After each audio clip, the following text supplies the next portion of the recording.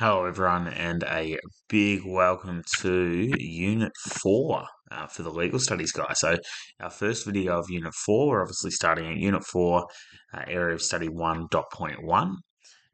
But as always, a quick quote before we get in from Karen Lamb. A year from now, you may wish you had started today, and I'm going to go less than a year from now. If you're watching this dead on the start of Unit 4, it's probably around the end of May, start of June, which means really in 5 months, you may wish you'd started today. So our exam is about 5 months away. We are officially halfway through.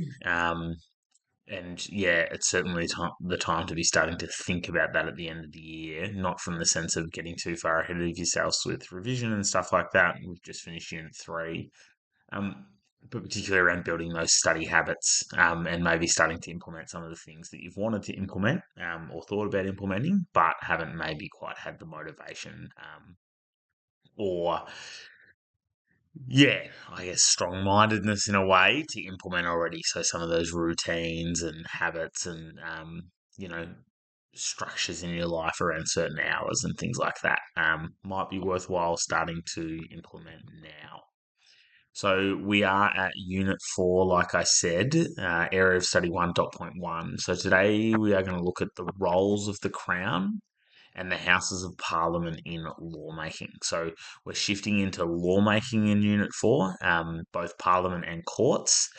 We're particularly going to be focusing on this skill as we go through, and we'll just have a quick little intro to it today, but won't spend a lot of time on skills. And that is the ability of Parliament to make law. So how basically good at making law is Parliament. When can they make law? When can't they? What sort of things stop Parliament from being able to make the law? But the base foundational knowledge of that we need to know first is, how's Parliament structured and what roles do the different houses of Parliament play in lawmaking? Some really, really important key vocab points that will come up as we go through. You will regularly hear these two words used, parliament and government. It's really important that we just clear up off the bat and you understand that these two terms are not interchangeable. Parliament and government do not mean the same thing.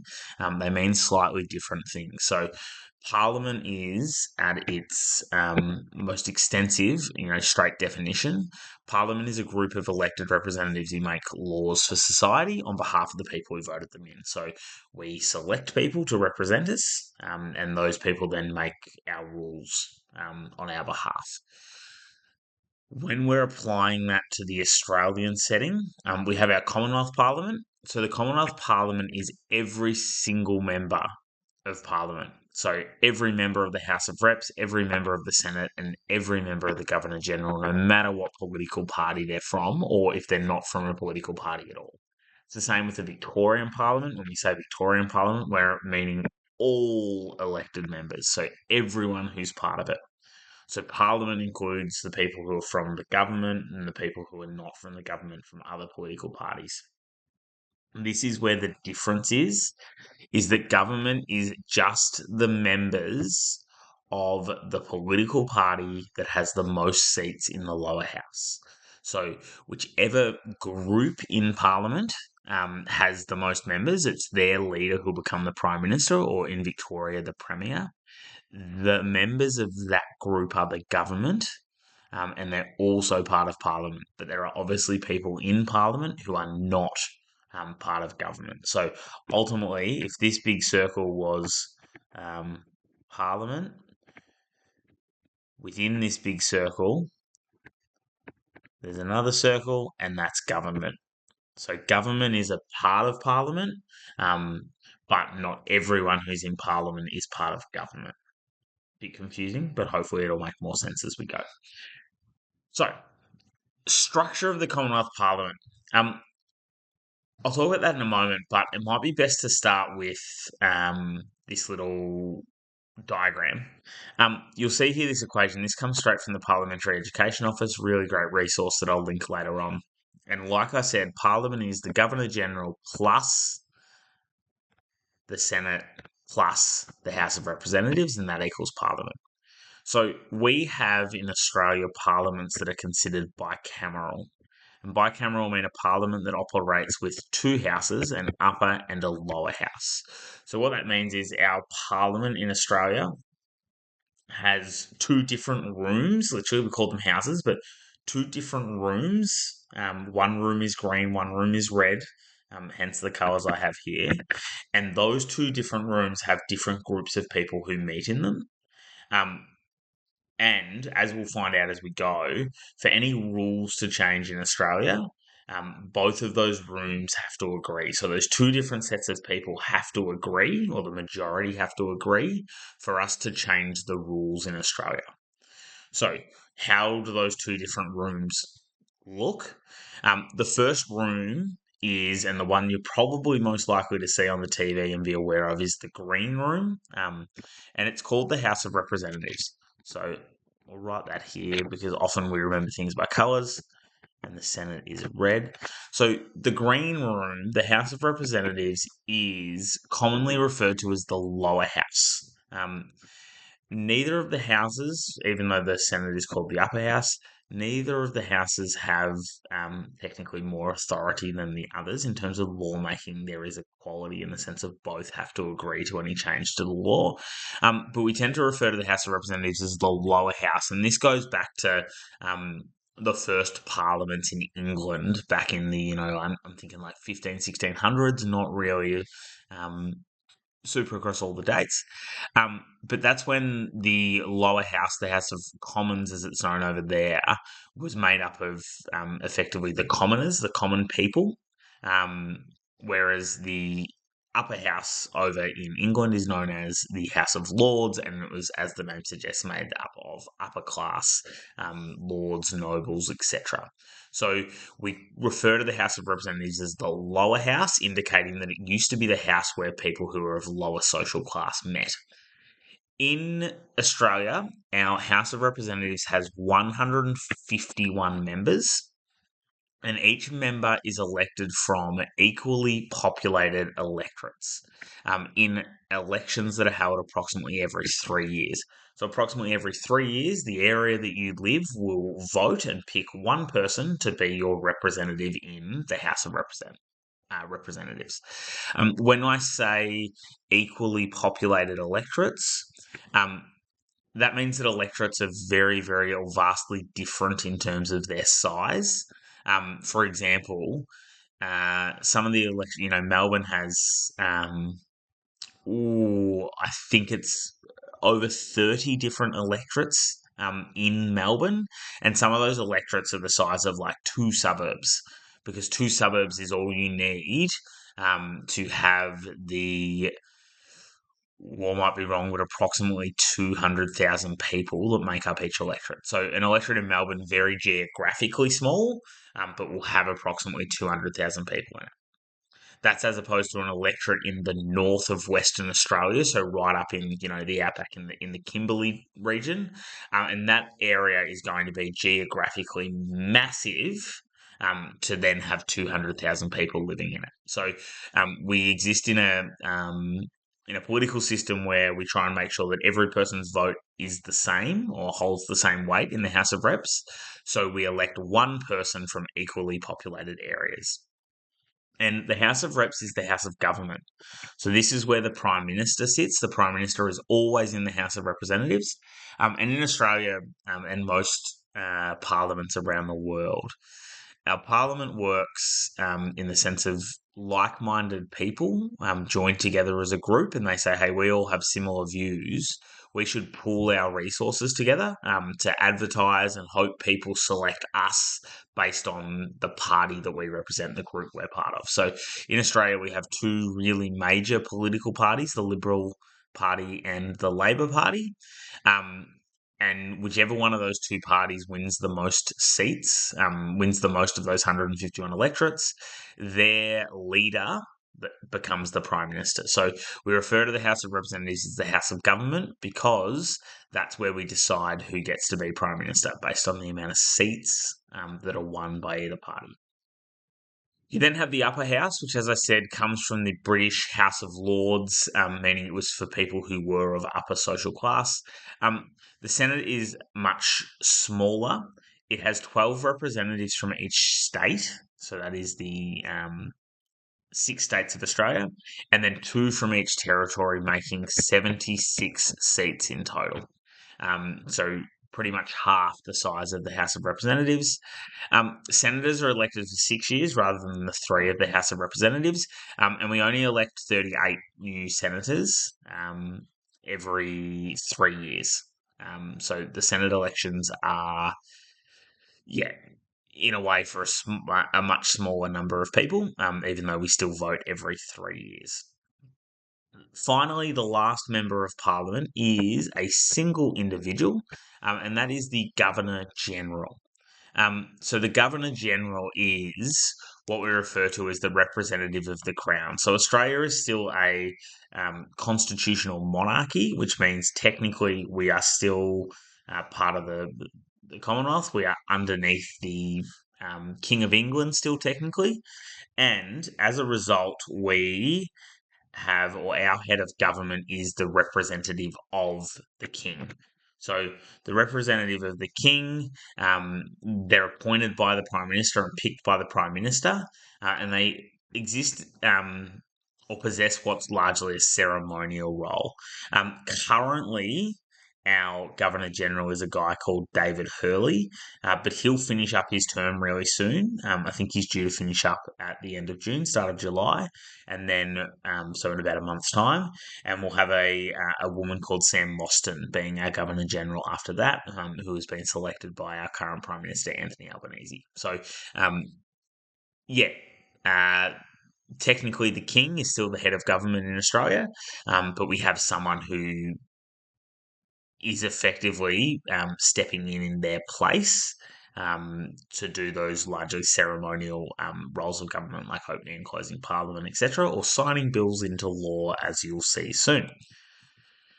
The Victorian Parliament is structured really similarly. It is, again, 2 houses, a lower house and an upper house, and then a governor rather than a governor general. I should say upper house, not UP, UH. Slightly different numbers. The lower house, similar in Victoria, elected from equally populated electorates or areas, but only 88 members. And like I said, equally populated areas, again, are equally populated electorates. So lots more of our politicians in Victoria come from Melbourne than come from out in the regional areas. I myself living out in Horsham. Our electorate that we're in covers all the way from almost to Stawell, but definitely to Horsham, all the way like 3.5 hours north, goes up almost all the way to Mildura, I think. It covers our electorate's called Lowan. It covers all the way to the South Australian border. So huge, lots and lots of different little towns involved in it, as opposed to an electorate in Melbourne that might only be, again, a couple of suburbs big to get that number of people. In Victoria, we have elections every 4 years rather than every 3. And again, the lower house is the House of Government where the Premier sits. So whichever political party, again, the main 2, Liberal and Labor, whichever political party wins the most seats, their leader becomes the Premier, which in Victoria is currently a woman called Jacinta Allan. The Legislative Council, obviously we can't have equal number of seats for each state because Victoria is a state of itself. So instead, we have 5 representatives from the 8 regions of Victoria. And the 8 regions of Victoria are effectively split up into 3 regional regions, the northern, the eastern, and the western, and then 5 regions within Melbourne, northeast, south, and west, and then southeastern. Each member again elected for 4 years for this upper house position. And then Victoria also has a representative of the Crown, who's appointed on the advice of the Premier. And again, they have a largely ceremonial role around opening and closing Parliament. They do a lot of education visits out in the community, etc. And as we'll talk about in a moment, they sign bills into law, like the Governor General does. So, roles, because it's taken us a while to get there. The key knowledge point here is that it somehow popped out there.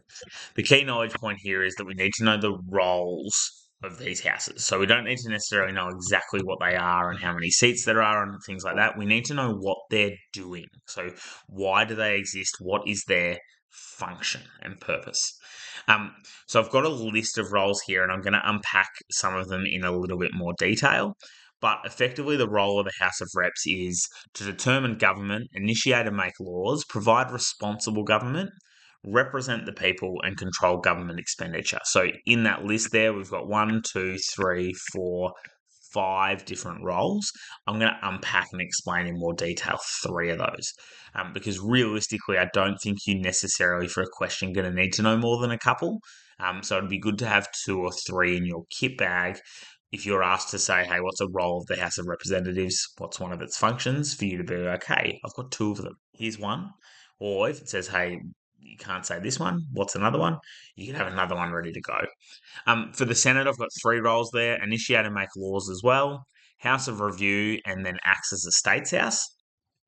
And then the Governor General, I've got 3 again that I'll explain in a little bit more detail. So let's unpack these 3 for the House of Reps. Now, if I was telling you to put these in an order in terms of how easy they are to know, but also a little bit in a way their importance, I would start with this one in terms of what is the role of the House of Reps. And fundamentally, it's the role of Parliament as a whole. Parliament exists to make laws. So Parliament exists to make the rules that everyone in society must follow. And where does the House of Reps step in there? Well, to make any new law or amend any old law, so an existing law and make changes to it, it must be agreed upon by both houses. So both the House of Reps and the Senate have to agree on it, which means fundamentally the House of Reps' function or role is to make law, to vote on potential law changes, because unless they agree with the Senate, the law won't change. Now, because it's the House of Government, this is a really important point because it's where the Prime Minister is.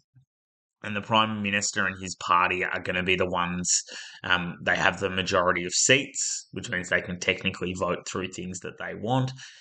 They're the ones who decide on the legislative agenda. So they're the ones who decide what laws will change and when they'll change because they're the ones that are running the country. And because the House of Reps is the House of Government, that means that most bills, so bills being new laws or law changes, most bills will commence in the House of Reps, and supply bills have to commence there. So that's any bill to do with money or appropriation bills, as they're also known, which is effectively the government ensuring it has the money from things like taxes from the Commonwealth Revenue Fund, I think it's called, to be able to run the country. So the most important thing to know about the House of Reps is it fundamentally exists to initiate and make laws. Second to that is this concept of determining the government. So as we said, most bills will commence in the House of Reps because it's the House of Government. So the role of the House of Reps is to determine the government.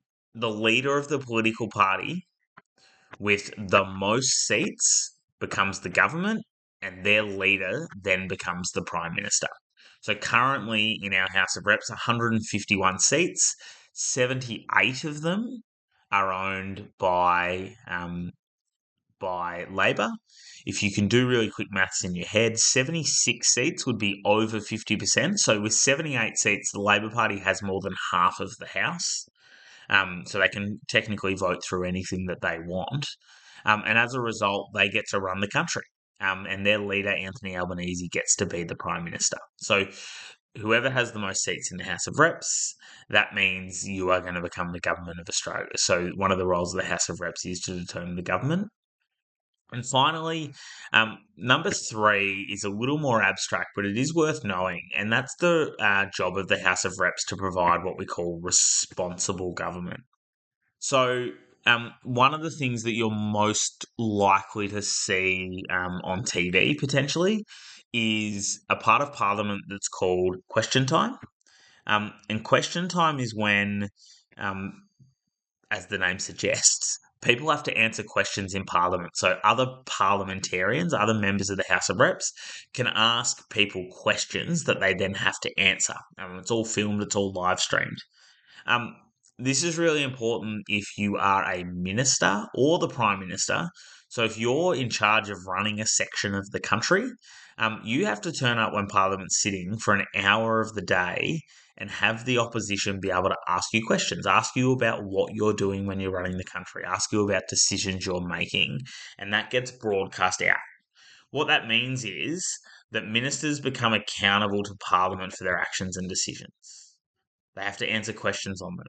If it comes up that they've done the wrong thing, perhaps, or they've made a poor decision, it will then mean there might be pressure on them to resign or pressure on them to make a different decision. So, really, really important is this concept of accountability.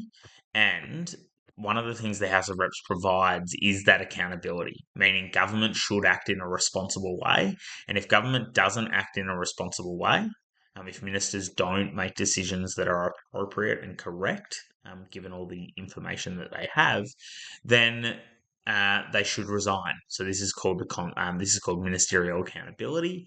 Um, Currently, this is 2024 at the end of May.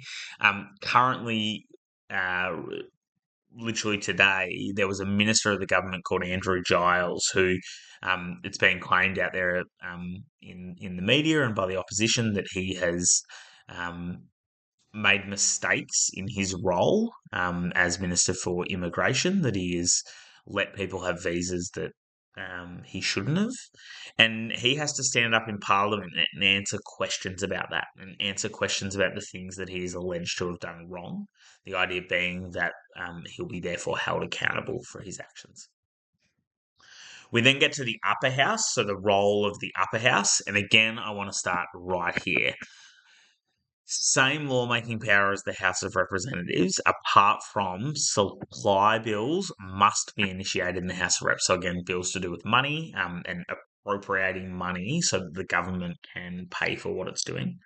But otherwise, the Senate can initiate laws, but the Senate exists to make laws. So anytime we want to change a rule in Australia, change a law, it has to be voted on by the Senate. It has to be approved by both houses. Therefore, one of the roles of the Senate is to make law. But because most bills are initiated in the House of Reps, as we've already established, so most bills start at the House of Reps and then get passed on to the Senate, that means that the Senate is usually existing or usually has the function of being what we call a House of Review. So the government rarely has a majority in the Senate. Currently, the Labor Party have, or I'll get this number wrong, but of the 76 seats in the Senate, they have around about 30 of them. So well below the 38 that would be half. And as a result, any law that they want to pass, even though they've got a majority in the House of Reps, it's way more open to scrutiny in the Senate. They'll have to negotiate with other political parties. There'll be more debate. And as a result, we refer to the Senate as a House of Review because the Senate is reviewing generally what the House of Reps has done. It's worth noting that only 2 times in Australian parliamentary history has the one political party had most of the seats in the House of Reps and most of the seats in the Senate, where they could then do whatever they want. So that's only ever happened twice. So pretty much exclusively, the Senate will always be existing as a review house. It will always be there to review the work of the government in the House of Reps. Number 3 is States House. This is a really common role that kids use to explain, but it actually doesn't have as much impact on lawmaking anymore as it used to. And this is the whole idea that there's 12 senators for each state. So Tasmania has 12, Victoria has 12, New South Wales has 12, WA 12, etc., etc. Even though Tasmania has a far smaller population than the other states, and particularly Tasmania has a far smaller population than New South Wales and Victoria, they get the same number of senators and representatives. And the idea is that back when Australia started as a country, states like Tasmania were really worried that the big states, because we do equally populated areas for the House of Reps, it means I think over 80 of our House of Reps members are from Victoria and New South Wales. So over half of the House of Representatives are from Victoria and New South Wales, just from two states. And the smaller states were worried that the big states would then just start making laws that benefited them. This is back in the 1900s, when we didn't have telephones. To get a message from one side of the country to the other was very difficult. And there was this real concern from, WA as well, Tassie, the really small states, that the big states would just dominate Parliament and would dominate them. So as a result, one of the concessions that they made when they developed our political system was that each state would have equal representation in the Senate, which means Victoria and New South Wales have no greater voice in the Senate than Tasmania does, to protect those small states from being taken advantage of. So there is an argument that in terms of in lawmaking, the Senate does exist to represent the states. However, in practice, politicians from Tasmania don't vote based on the fact they're from Tasmania really anymore. They vote based on generally the political party they're part of. So someone from far northwestern Australia will vote the same way as someone from Tasmania if they're in the same political party. So this role doesn't really exist in practice anymore. Finally, we have our Governor General.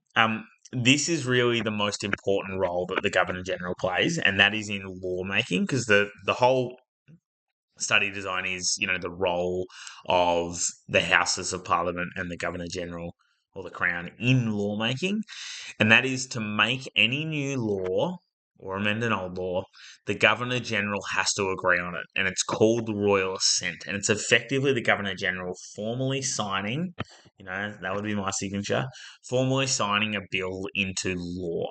So it formally makes it an act of Parliament, and then it can come into force out in the community.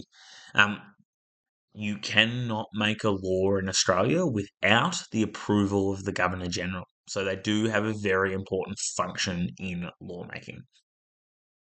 Can they withhold royal assent? Technically, theoretically, yes. In practice, no. Royal assent is not withheld. The Governor General will again act on the advice of Parliament and will therefore pass laws and give royal assent to laws that Parliament has passed to them. Two other roles, just in case you need them, and you probably won't, but just in case you need more than one role for the Governor General. Technically, the Governor General heads the executive arm of Australia, as outlined in our Constitution. So formally heads the government. We'll talk about this when we talk about the separation of powers. But what happens in practice is that role is played by the governor ministers and the prime minister, and the governor general will then act on their advice. So technically, in terms of lawmaking, the Governor General has to approve things like our budget every year.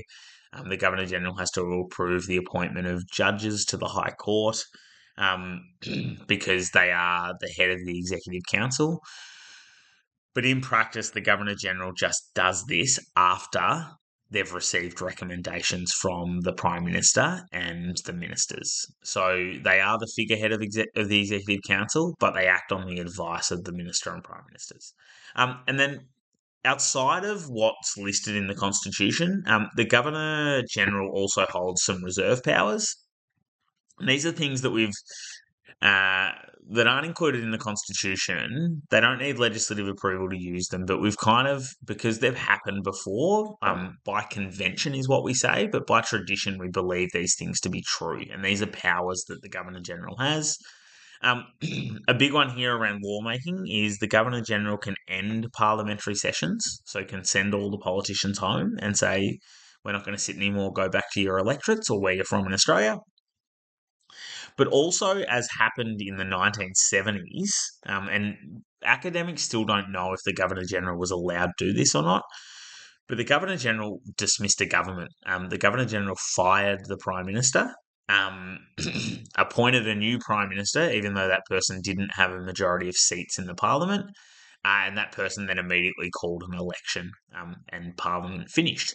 So again, we don't know if the Governor General was really technically allowed to do that, but they did, and it happened. So we now say that they hold this power by convention. So if you ever did need to clutch at straws, you could say reserve powers is a role of the Governor General in lawmaking, in the sense of they can dismiss a government or end parliamentary sessions, which obviously then stops lawmaking from occurring.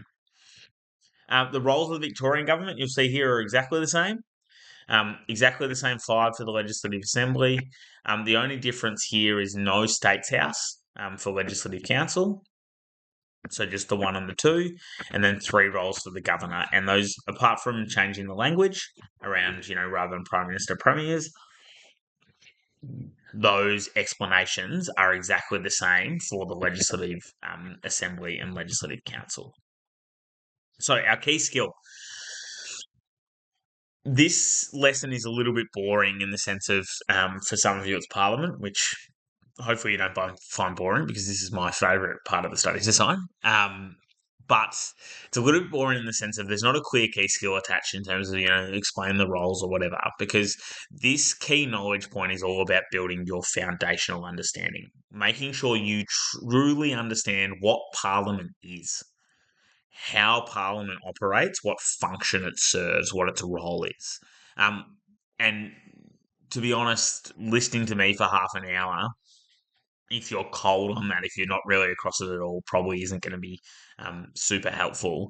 And that's where I'd recommend you go to places like the Parliamentary Education Office and just try and learn a little bit more, because this lesson is all about foundational understanding. So getting you to actually understand the basis of our political system, so that when we get to this key skill, discuss the ability of Parliament to make law, that you can actually truly be like, well, I really clearly understand, have the knowledge and understanding of what Parliament is and how it operates. Now I can think more elaborately at how good it is at doing that. So in order to be able to do this higher order skill, like a discussion and exchange of opinions on how good Parliament is, you have to have the basic foundational knowledge. And that's why this lesson is quite dense, but there's not really a direct key skill attached. You're going to need to be able to answer questions like this down the line. So this was a question about the Victorian Parliament getting some recommendations from a law reform committee on juries. So the Parliament got a bunch of recommendations. Hey, these are the laws you should change. And you had to explain 2 factors that may affect the ability of the Victorian Parliament to implement those changes. So 2 factors that would have stopped the Parliament from making law.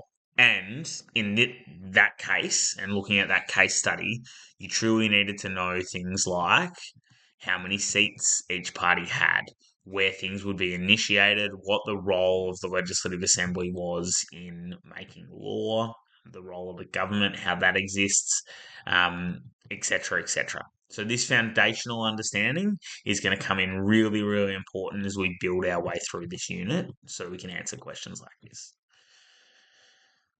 Got there. Hopefully you're still with me, and not thoroughly bored out of your brains by Parliament. Again, not joshing around and not pulling your leg. I love politics and I love Parliament. So I hope our future videos for this area of study will get more engaging and riveting. But hopefully, through watching that there, you truly now know, hey, what role does the Crown play, or what role do the different Houses of Parliament play in lawmaking? Hopefully you now know that there are 2 different Houses of Parliament, 2 different rooms, different colours. Hopefully you now know a little bit about political parties and how each house has seats, and how those seats are voted on depending on which house they're in. And as a result, you can start to understand some of the ins and outs of how Parliament operates, which will then help us to start considering how they are good or not so good at making law. As always, feel free to leave some feedback below, but thank you for tuning in.